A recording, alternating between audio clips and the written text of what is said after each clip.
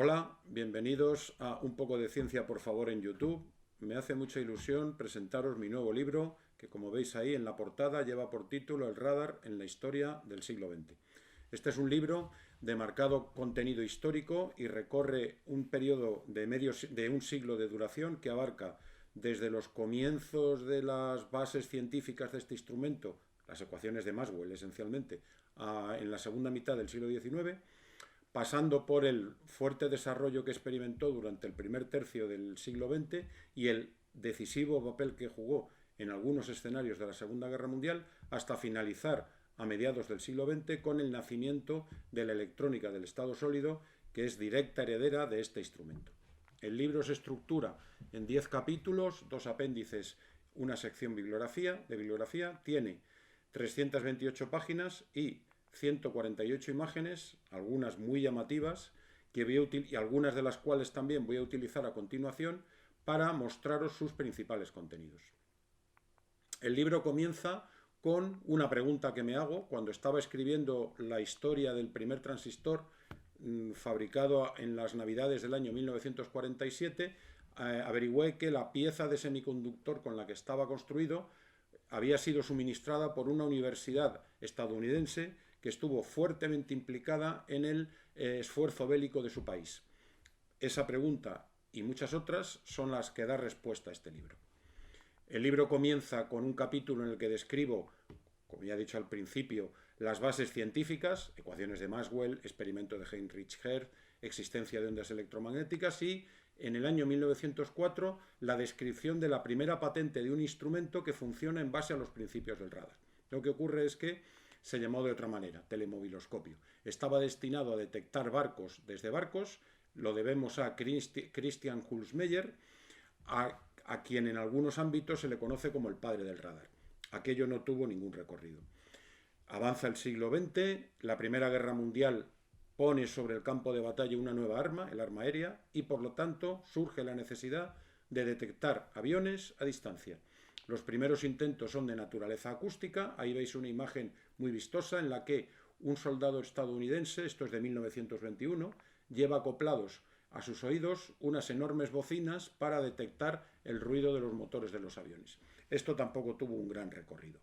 Aquí finaliza ese capítulo y en el siguiente describo el desarrollo que experimenta de manera independiente en 3 países: Estados Unidos, Gran Bretaña y Alemania. En Estados Unidos, en primer lugar, los primeros radares operativos de mediados de la década de los 30, veis ahí cómo sus operadores tenían que estar situados justo en la antena del radar. En desarrollos posteriores esto ya no sería así.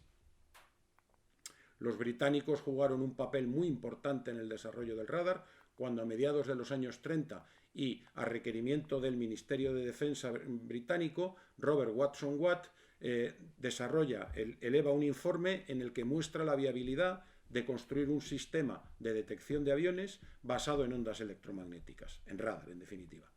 En paralelo y de manera en otro campo, los científicos John Randall y Harry Booth desarrollan el magnetrón de cavidades resonantes, un equipo que permite emitir ondas electromagnéticas de alta potencia y alta frecuencia que resultará imprescindible para construir los radares más eficaces de la Segunda Guerra Mundial, el radar de microondas. Y el capítulo finaliza con la descripción de los principales equipos desarrollados en Alemania en este periodo de tiempo: el radar de alerta temprana Freya y el radar de guía de armas Würzburg. Es decir, el capítulo lo que demuestra es que el radar tuvo múltiples nacimientos independientes unos de otros. Estos radares que veis aquí fueron, al comienzo de la Segunda Guerra Mundial, los más avanzados que existían en el campo de batalla en ese momento. El capítulo 3 ya entra en detalles de campañas en las que el radar juega un papel determinante. El primero de ellos fue la batalla de Gran Bretaña, es decir, el asalto aéreo de Alemania sobre las islas británicas, la Luftwaffe, donde el radar jugó un papel decisivo, ya que para cuando esto ocurrió, Gran Bretaña ya había desplegado su primer sistema de alerta temprana operativo del mundo, el Chain Home. Aquí veis unas torres de antenas emisoras y detectoras de radiación de una de las estaciones de la red. Gran Bretaña evitó la invasión de sus islas por parte de Alemania gracias al papel determinante que jugó el radar, y en el capítulo describo básicamente cómo funcionaba el sistema. Uno de los detalles es que estaba operado en su 90% por mujeres. El capítulo 4 describe uno de los aspectos más llamativos de toda esta historia, la misión Tizar. ¿Qué es esto? Estamos a finales del año 1940, Gran Bretaña está recibiendo los bombardeos de la Luftwaffe un día sí y otro también, han desarrollado el magnetrón de cavidades de microondas, pero no tienen las capacidades industriales para fabricarlos. Por lo tanto, toman una decisión insólita. Deciden compartir su tesoro más guardado con su aliado, en aquel tiempo todavía encubierto, Estados Unidos. Y deciden llevar el magnetrón de cavidades resonantes a los Estados Unidos para que estos les fabriquen el dispositivo en grandes cantidades. En palabras del presidente estadounidense de la época, Roosevelt, la llegada del magnetrón a los Estados Unidos resultó ser la carga más preciada que jamás había llegado allí, ¿no? A partir de aquí se pone en marcha el programa del radar, que permite desarrollar hasta 150 tipos de radares diferentes destinados a cumplir distintas misiones, algunos de los cuales se describen en este capítulo, como es el SCR-584 de guía de armas, que jugó un papel importantísimo en la victoria aliada en el desembarco de Normandía o en la batalla de Guadalcanal, por ejemplo, el SCR-720 de intercepción aérea para cazas nocturnos, o el Cadillac, que constituye el primer sistema de alerta temprana aerotransportado, lo que hoy día denominamos un AWAC. El capítulo 5 analiza uno de los subprogramas del programa del radar, y es que el radar de microondas tiene que trabajar con semiconductores. No puede trabajar con válvulas de vacío porque las válvulas de vacío no responden a las frecuencias de microondas. Claro, en 1940, al principio de la guerra, existían detectores basados en semiconductores, pero el problema que tenían es que el semiconductor con el cual estaban hechos tenía una pureza muy mala, un 99%. Eso significaba que esos detectores eran ruidosos, poco fiables y muy frágiles, fallaban con mucha frecuencia. El programa del radar permite una enorme evolución de la tecnología de los semiconductores, de manera que a final de la guerra se fabrican detectores de estructura similar a los del comienzo, pero con una diferencia clave, y es que el semiconductor con el cual están hechos tiene una pureza muchísimo mayor, 99,999%. Eso hace que los detectores de ese final de la guerra sean muy eficientes, fiables, de comportamiento repetitivo, y además son la semilla que sentará las bases del nacimiento de la electrónica del estado sólido, como se ve en el último capítulo del libro. El capítulo 6 muestra el bombardeo estratégico de Alemania, es decir, el bombardeo que realizaron Gran Bretaña primero y Estados Unidos después sobre el territorio de la Alemania nazi, para tratar de destruir sus capacidades militares e industriales. Aquí el radar jugó un papel importantísimo, tanto para los atacantes como para los defensores, y de hecho algunos autores denominan a este escenario la Gran Guerra del Radar. El capítulo comienza con la descripción de lo que se conoce como la línea Konjuber, es decir, el despliegue basado en radar que Alemania hizo para detectar con anticipación las oleadas de bombarderos aliados, basado en radares de alerta temprana desplegados en la costa atlántica europea, en radares de guía de armas Würzburg y también en radares incorporados en los cazas nocturnos. El problema del radar alemán es que trabajaba a baja frecuencia, necesitaba antenas muy grandes y por lo tanto, como veis, iban instaladas en el morro del avión, deteriorando significativamente las cualidades aerodinámicas de estos interceptores.